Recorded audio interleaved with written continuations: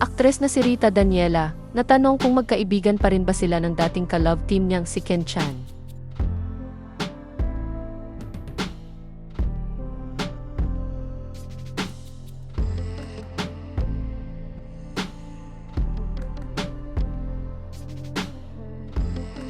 Nakausap ng Pep.ph at ilang miyembro ng media, ang aktres na si Rita Daniela sa 4th anniversary Thanksgiving dinner ng Lux Beauty and Wellness Group ni Ana Magkawas na ginanap noong January 25, 2026 sa Cleo by Blue Leaf sa Carmona, Cavite. Doon ay kinumusta ang aktres kung may komunikasyon pa ba sila ng dating ka-love team niyang si Ken Chan. Diretsong sagot ng aktres, "No, I don't. We're not friends anymore." Nalulungkot rin daw siya sa pagkakasangkot ng aktor sa kasong syndicated estafa case sa Quezon City Prosecutor's Office. Nag-ugat iyon sa isa umanong maanumalyang investment deal na nagkakahalaga ng 14 million pesos. Maging ang aktres ay nasorpresa nang pumutok ang balitang iyon tungkol sa kanyang dating ka-love team, kaya ang tanging magagawa raw niya ay ipagdasal ito. Do you have any communication with him? No, I don't. We're not friends anymore. Pero do you, kumbaga nalungkot ka rin ba? Definitely, of course. He was my best friend. He was he was a very special person to me. But yeah, I hope na maging okay din siya, you know, and yung buong family niya. I'll pray for him. For this whole thing, yung situation, na-surprise ka din upon hearing it na hindi mo siya in-expect na mangyayari sa kanya. When I knew it, of course, yeah. Because that's something na parang, well, because I thought I knew him, you know.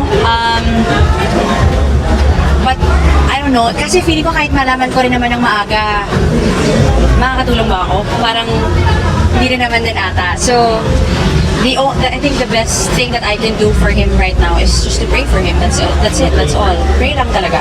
Yun yung pinakatulong na pwede na natin magagawa.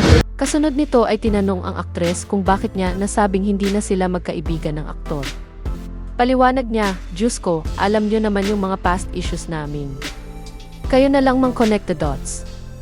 Basta, we tried to be, you know, we tried to work it out as a friend, as friends.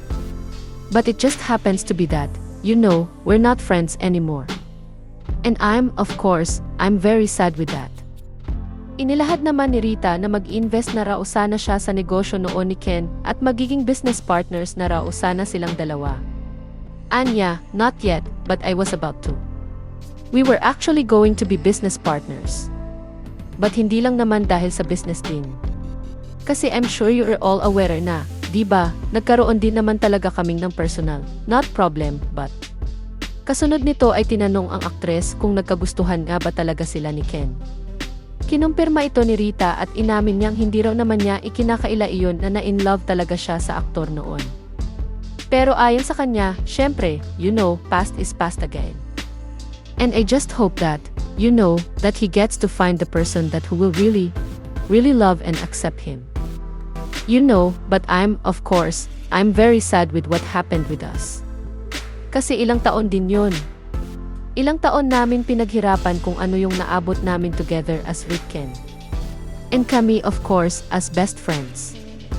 He really was my best friend.